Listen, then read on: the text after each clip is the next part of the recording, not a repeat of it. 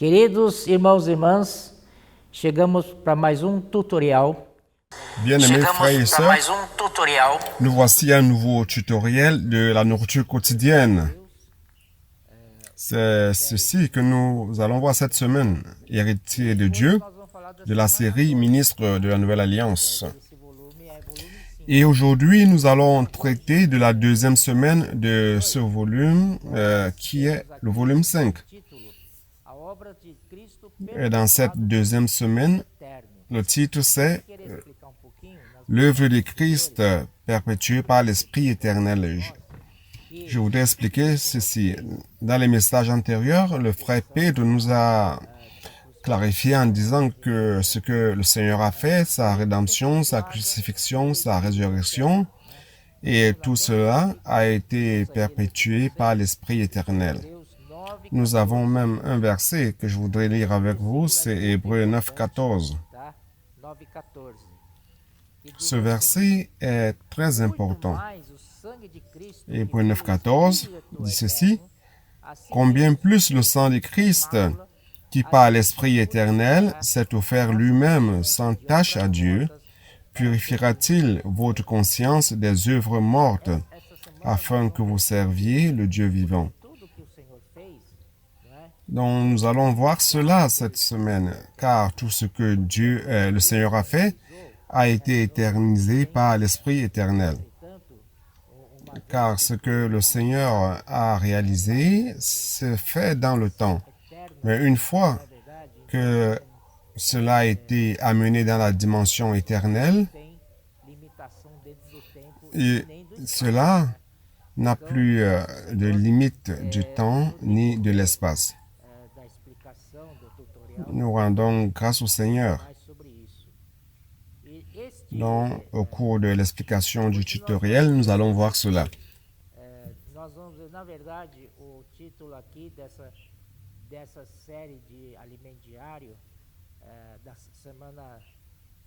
Le titre de cette série de la nourriture quotidienne de la deuxième semaine, c'est Melchizedek, sacrificateur parfait et céleste.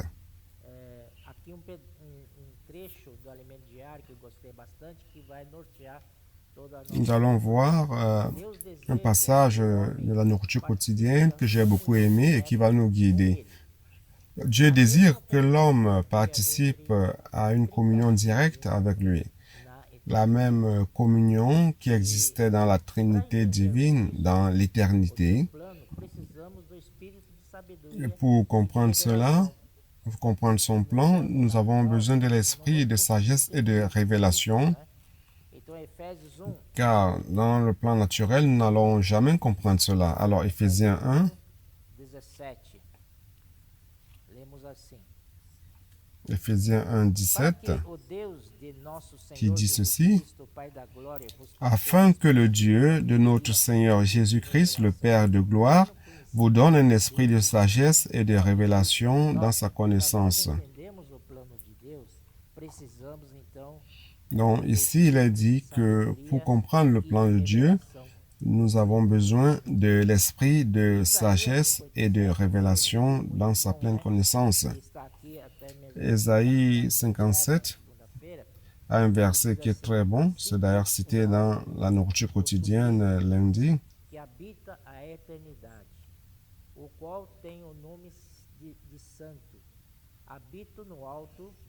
Ésaïe 57, 15, qui dit ceci: Car ainsi parle le Très-Haut, dont la demeure est éternelle et dont le nom est saint.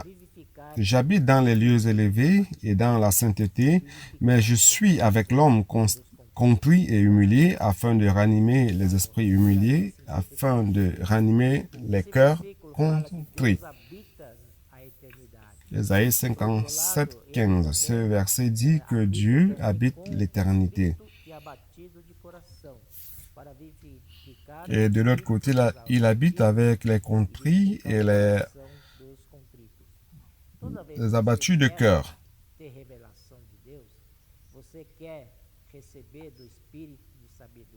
Si vous voulez avoir la révélation de Dieu, vous voulez avoir l'esprit de sagesse et de révélation, Donc, vous devez être dans une position d'humilité, un cœur brisé, l'esprit abattu,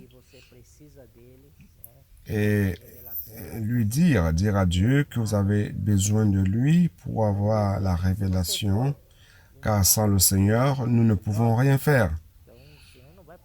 Si vous êtes dans une posture d'orgueilleux, alors le Seigneur ne va rien vous révéler. Il y aura un voile entre le Seigneur et vous. Donc, ce verset sert vraiment ponctuellement à ce que nous venons de parler. Et lundi aussi montre comment Dieu, étant dans l'éternité, par exemple, dans Exode 25, 12 à 15, l'Arche de l'Alliance, on montre que Dieu a demandé à Moïse de construire cette Arche de l'Alliance qui était faite de bois d'acacia revêtu d'or et qui avait 4 anneaux, 2 de chaque côté. Et il a demandé aussi de faire des bâtons pour pouvoir transporter cette arche. À l'époque du tabernacle dans le désert, cette arche était un meuble qu'on déplaçait d'un lieu à l'autre. Il y avait 4 anneaux faits d'or. Et ces 4 anneaux représentent le Dieu d'éternité. Donc, un anneau, c'est comme un cercle, c'est rond, c'est sans limite d'espace et de temps. Alors, comment on pouvait transporter l'arche? C'était à travers les bâtons. Donc, cela représente la connexion entre le Dieu éternel et l'homme qui est limité par le temps et l'espace. Nous rendons grâce au Seigneur pour l'Esprit. Nous pouvons comprendre cela uniquement par l'Esprit. Et lundi aussi, le frère nous montre l'interaction entre ce qui est éternel et ce qui est temporel. Vous voyez donc cette action de l'éternité dans le temps. On va lire 2 versets. Le premier, c'est dans Apocalypse 13, verset 8, qui dit ceci: « Et tous les habitants de la terre l'adoreront, ceux dont le nom n'a pas été inscrit dès la fondation du monde dans le livre de vie de l'agneau qui a été immolé. » Ici, on dit qu'il a été immolé depuis la fondation du monde. Nous savons que cet agneau, notre bien-aimé Seigneur Jésus, a été crucifié. Il est mort comme un agneau. Il a été crucifié dans le temps. Il y a ça s'est passé à peu près à l'an 30 après la naissance de Christ. Mais ici, on dit qu'il a été immolé dès la fondation du monde. Ça veut dire que bien avant qu'il ne soit crucifié dans le temps, cet agneau existait déjà. Ou cette crucifixion existait déjà. Cela montre que Christ, par l'Esprit éternel, a tout ce qu'il a établi, tout ce qu'il a fait a été éternisé. Apocalypse 5.6 a aussi un passage semblable. Apocalypse 5.6 qui dit ceci: « Et je vis au milieu du trône et des 4 êtres vivants, et au milieu des vieillards, un agneau qui était là comme immolé. » Ici, comme immolé, était là comme immolé, ça veut dire qu'il venait d'être immolé. Dans Apocalypse, c'est vers la fin de la Bible, il dit que c'est Christ venait de mourir. Mais nous savons qu'il est mort bien avant. Donc ici, c'est pour montrer l'interaction de l'éternité avec ce qui est temporel. Nous vivons dans le temporel. Nous vivons dans le temps, mais nous pouvons déjà expérimenter cette dimension éternelle à travers notre esprit, n'est-ce pas? Terça-feira ele fala assim, o Allons relacionamento à maravilhoso mardi. a Trindade Mardi parle de la relation merveilleuse faz para o homem, né? dans la Trinité divine et l'invitation Deus é qu'il adresse à l'homme. que nós fôssemos Nous voyons que Dieu est merveilleux. Il voudrait que nous puissions pessoa, faire partie de sa personne, de sa Trinité. quando Abraão Dans Genèse chapitre 18, apareceu, lorsque Abraham était dans sa tente, que era 3 hommes lui sont apparus. lá. Então Deus Il est clair que nous savons qu'un d'eux était Dieu. habita aqui. Donc Dieu est apparu sous une forme humaine. Comment cela est-il possible? Dieu habite dans l'éternité et il apparaît à Abraham sous une forme humaine.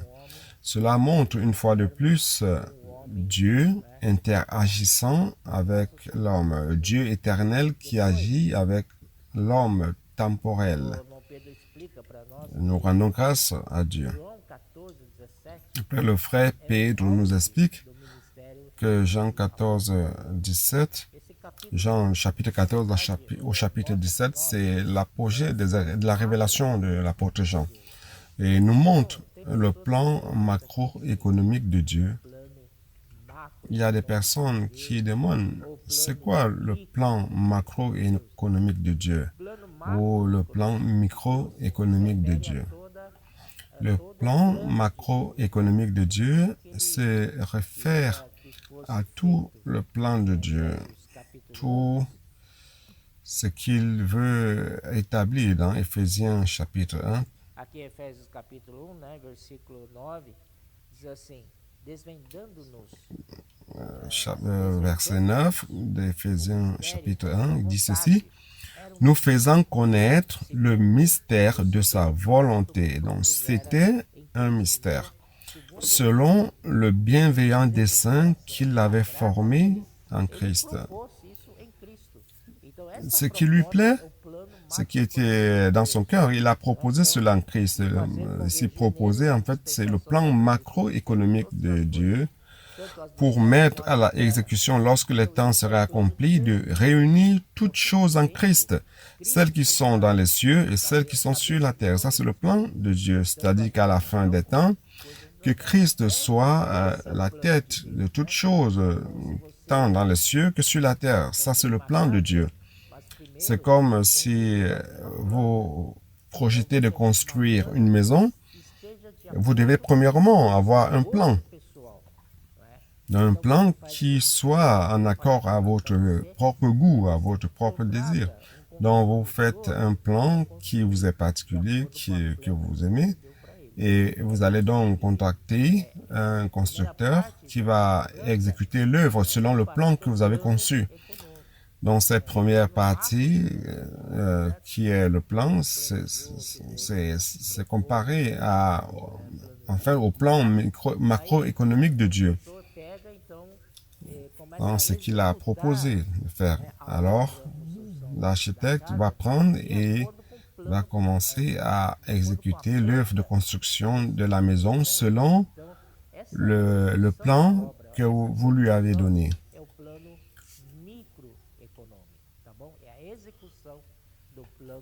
Et cette exécution de l'œuvre, cette construction, c'est le plan microéconomique qui est l'exécution du plan macroéconomique de Dieu. Là, le plan macroéconomique, c'est dans le chapitre de Jean 14 à 17. Et le plan microéconomique, c'est dans le livre d'Hébreux.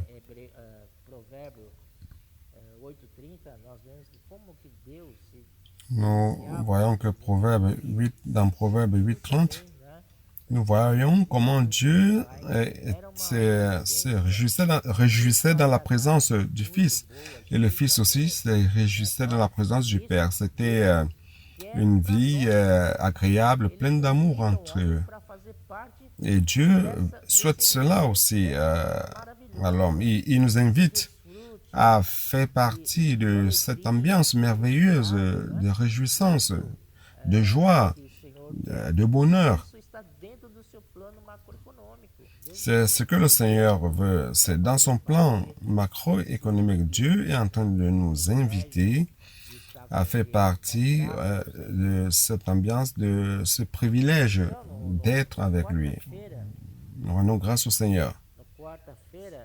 Et donc, mercredi, ici il dit que le plan de Dieu est possible à tous. Et réellement, c'est possible à tous.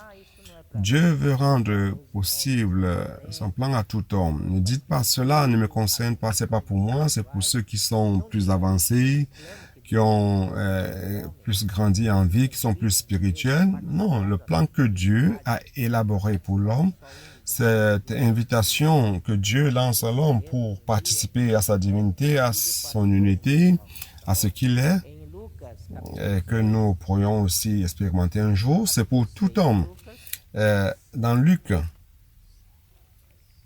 6,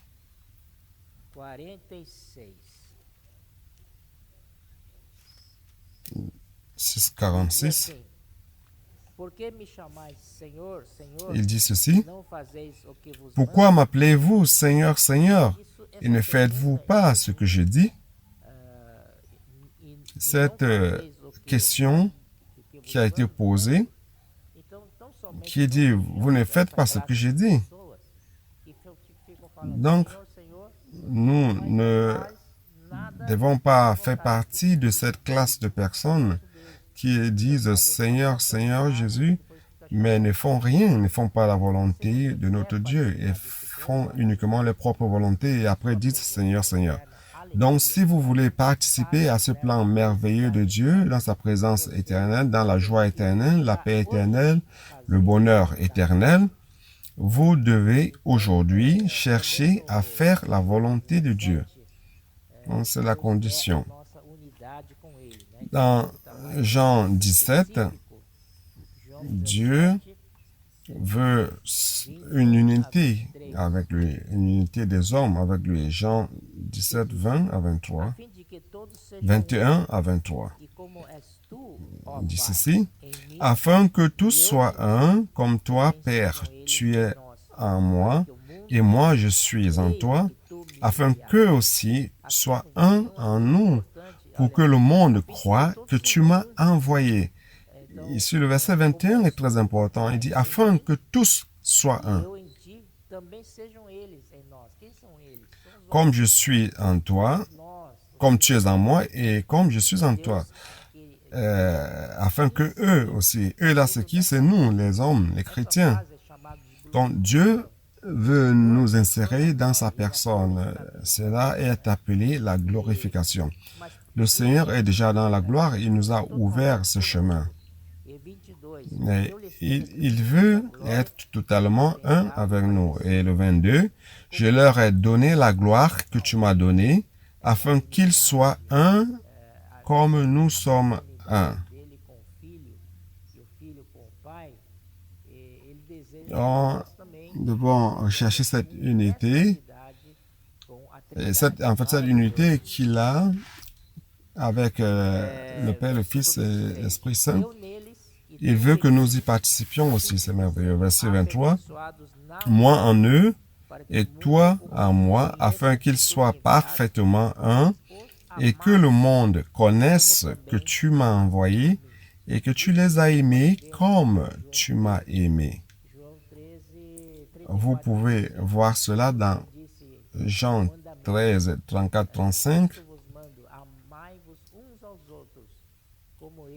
Le Seigneur dit, il parle du commandement. Je vous donne un commandement nouveau, aimez-vous les uns les autres comme je vous ai aimé.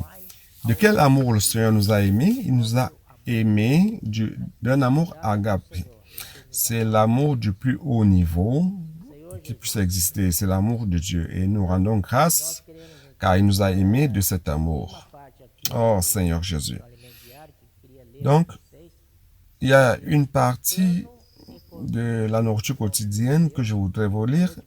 Il dit le plan microéconomique de Dieu. Nous venons de parler du plan macroéconomique, mais maintenant il s'agit du plan microéconomique.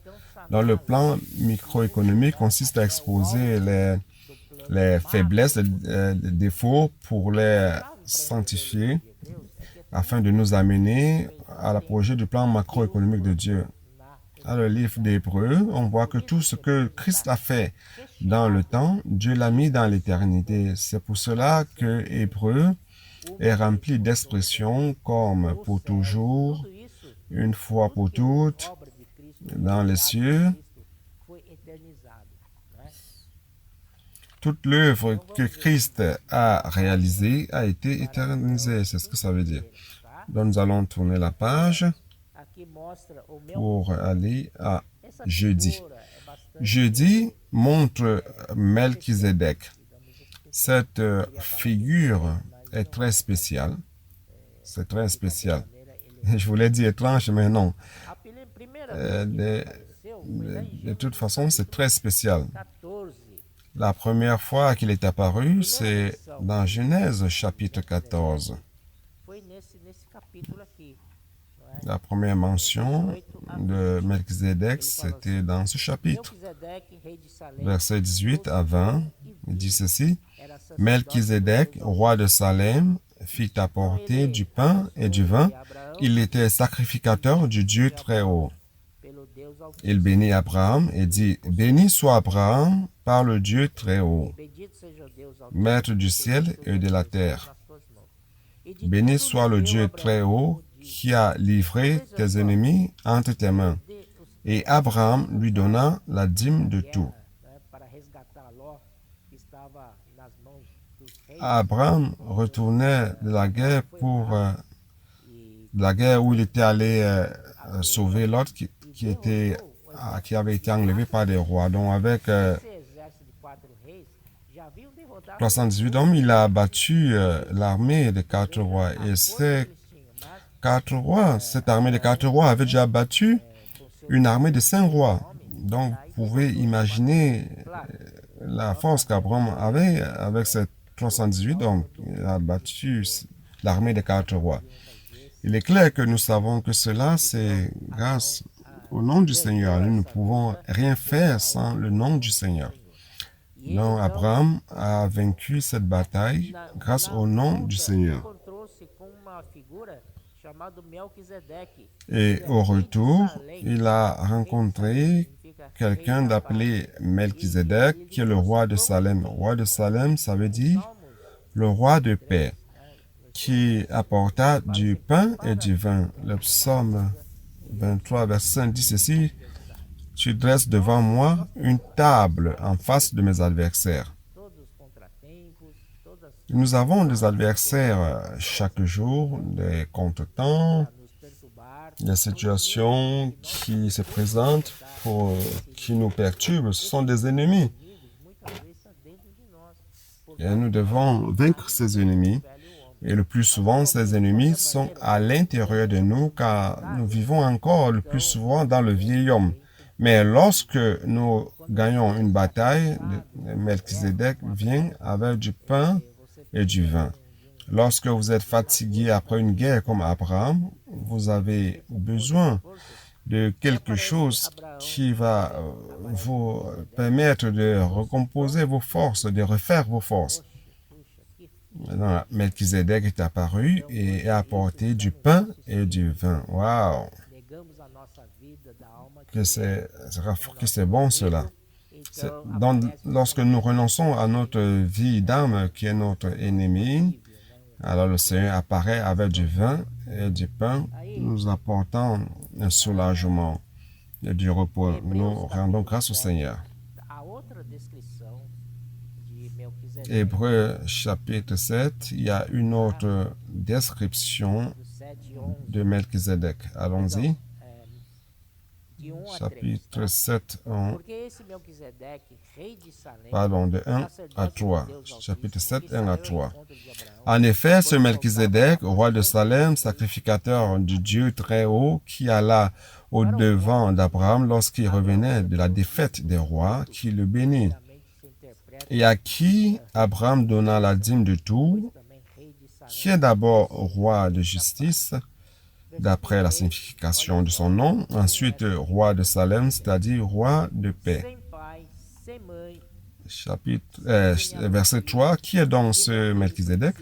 Ici, il est dit, qui est sans père, sans mère, sans généalogie, qui n'a ni commencement de jour, ni fin de vie, mais qui est rendu semblable au Fils de Dieu. Ce Melchizedek demeure sacrificateur à perpétuité. Donc, ce Melchizedek devait être quelqu'un qui habitait dans l'éternité, n'est-ce pas? Allons donc à vendredi. Cristo, o sacerdote perfeito, nos Vendredi, le titre, c'est Christ, le sacrificateur parfait, nous amènera à la gloire. Nous rendons grâce au Seigneur pour ce sacrificateur ou ce sacerdoce de Christ.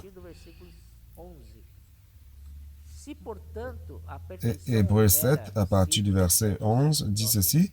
Si donc la perfection avait été possible par le sacerdoce lévitique, car c'est sur ce sacerdoce que repose la loi donnée au peuple. Qu'était-il encore besoin qu'il parût un autre sacrificateur selon l'ordre de Melchizedek et non selon l'ordre d'Aaron? Car le sacerdoce étant changé nécessairement, aussi il y a un changement de loi. En effet, celui de qui ces choses sont dites appartient à une autre tribu dont aucun membre n'a fait le service de l'autel. Car il est notoire que notre Seigneur est sorti de Juda, tribu dont Moïse n'a rien dit pour ce qui concerne le sacerdoce, car cela devient plus évident encore quand il paraît un autre sacrificateur à la ressemblance de Melchizedek, institué non d'après la loi d'une ordonnance charnelle, mais selon la puissance d'une vie impérissable. Et c'est ici où je voulais parvenir. Le Seigneur Jésus est né d'une tribu de royauté, qui est la tribu de Juda.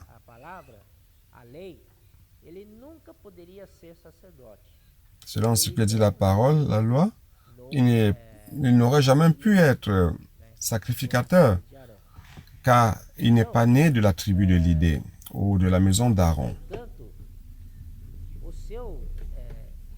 Donc,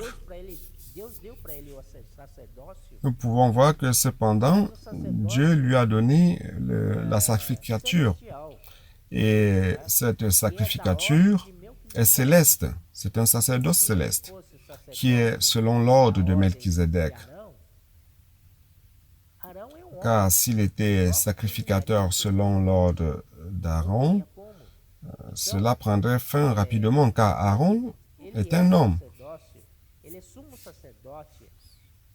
Mais il est souverain sacrificateur selon l'ordre de Melchizedek. Cette figure, cet homme que nous avons vu, cette image qui montre qu'il est éternel. Il n'a ni père, ni mère, ni début d'existence. Donc, basé sur cela, son sacerdoce est pour toujours. Le Seigneur a réalisé sa sacrificature sur terre, mais il est mort après, il est ressuscité. Il est allé dans les cieux, et il est dans les cieux, et il est en train d'officier son sacerdoce céleste.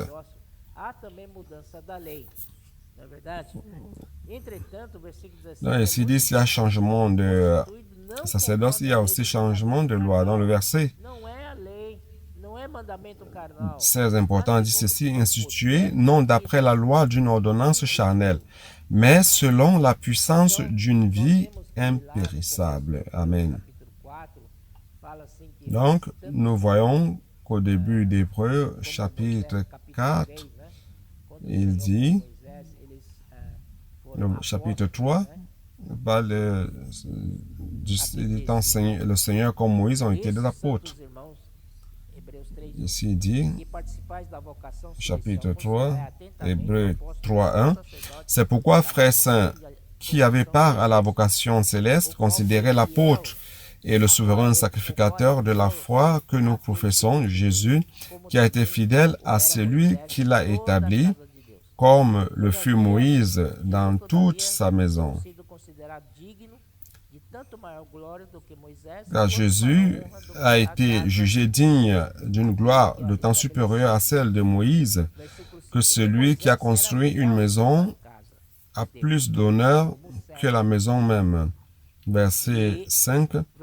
Pour Moïse, il a été fidèle dans toute la maison de Dieu comme serviteur. Verset 6.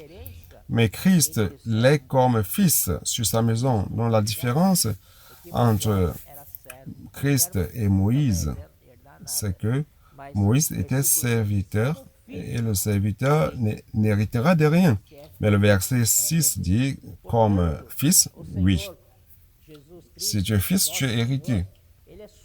Donc, le Seigneur Jésus-Christ, notre Seigneur, est supérieur à Moïse, il est supérieur à Aaron, il est supérieur à tout, à la sacrificature d'Aaron, car il a été constitué par la puissance de la vie impérissable. Il est fils de Dieu, il a la vie de Dieu. Et la vie de Dieu est une vie incréée, une vie indestructible. C'est pour cela que cette vie est indissoluble. Nous rendons grâce au Seigneur. C'est pour cela que son sacerdoce est pour toujours et pour tous. Allons à samedi. dont le titre c'est L'espérance, c'est l'encre de l'âme.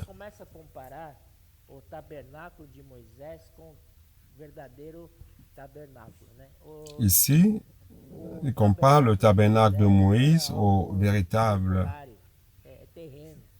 tabernacle. Le tabernacle de Moïse était quelque chose de temporaire, de terrestre. Et le Seigneur ne se satisfait pas de ce genre de tabernacle, bien qu'il ait permis que ce soit construit. Mais dans son cœur, ce n'était pas ce lieu-là, définitivement. Il avait besoin d'un tabernacle éternel céleste. Et nous rencontrons cela dans la personne merveilleuse de Jésus, notre souverain sacrificateur céleste. Et comment nous pouvons expérimenter ce tabernacle éternel? Toute cette éternité, tout ce que le Seigneur a fait. Éphésiens 13. Éphésiens 1:13. Il dit ceci. En lui vous aussi, après avoir entendu la parole de la vérité, l'évangile de votre salut, en lui vous avez cru et vous avez été scellés du Saint-Esprit qui avait été promis, lequel est un gage de notre héritage pour la rédemption de ceux que Dieu s'est acquis à la gloire, à la louange de sa gloire. Alors, comment nous pouvons expérimenter cette éternité?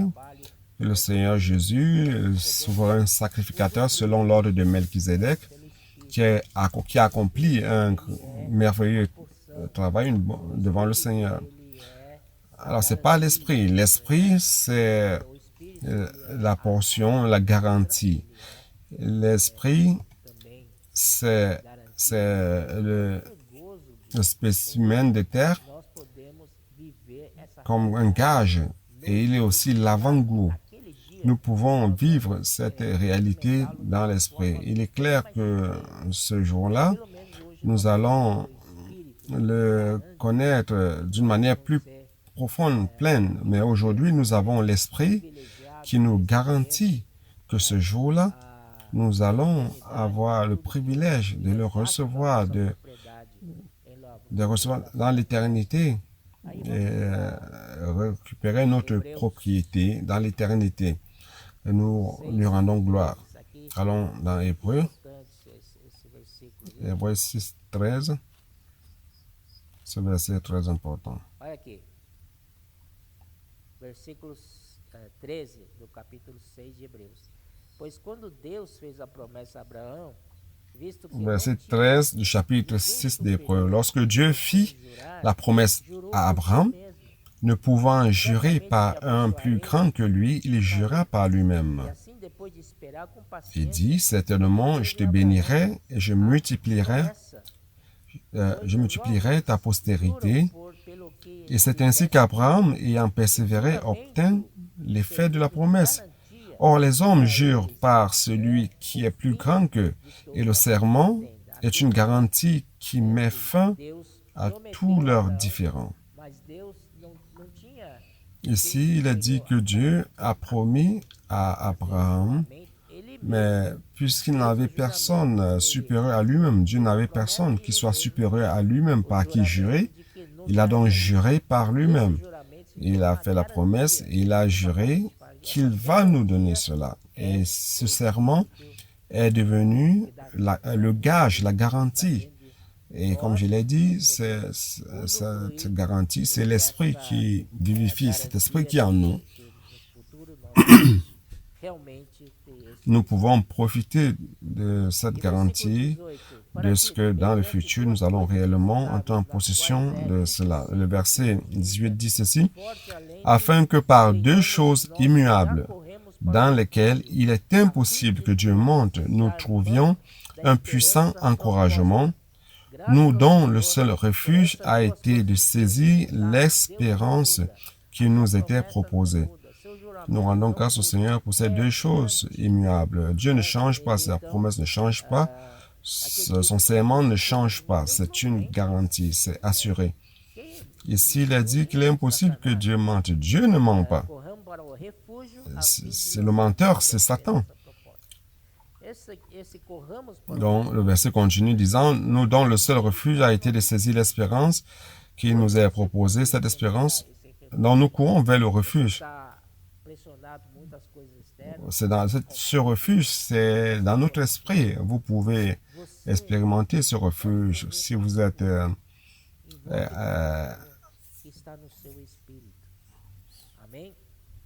dans des problèmes qui vous assomment de l'extérieur. Invoquez ce nom, c'est votre esprit.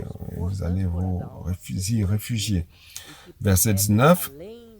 Cette espérance, nous la possédons comme une ancre de l'âme, sûre et solide. Elle pénètre au-delà du voile, là où Jésus est entré pour nous comme précurseur, ayant été fait souverain sacrificateur pour toujours, selon l'ordre de Melchizedek.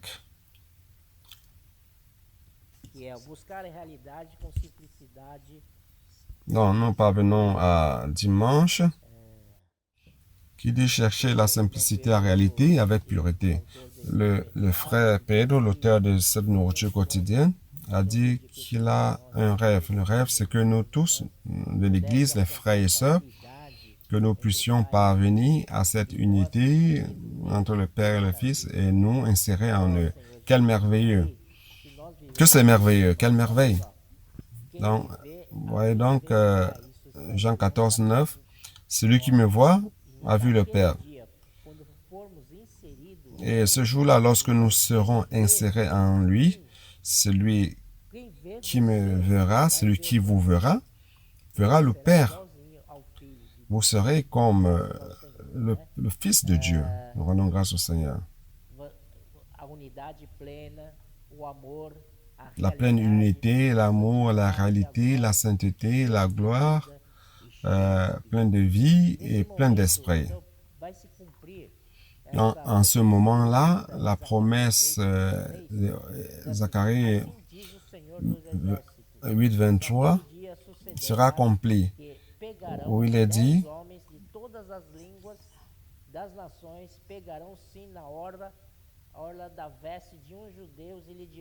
Zacharie 8, 23. Ainsi par l'Éternel des armées, en ce jour-là, 10 hommes de toutes les langues des nations saisiront un juif par le pan de son vêtement et diront, nous irons avec vous car nous avons appris que Dieu est avec vous. Nous avons terminé le tutoriel. Ici, dit que nous avons un souverain sacrificateur selon l'ordre de Melchizedek. Et pour expérimenter cela, nous devons être simples et obéissants sem nenhuma, et apparaître devant le Seigneur sans aucune barrière. vamos apresentar diante de Deus nus. Nous devons apparaître devant Dieu nus, sans argument, Jesus pur de é o cœur. Senhor. Jésus est le Seigneur.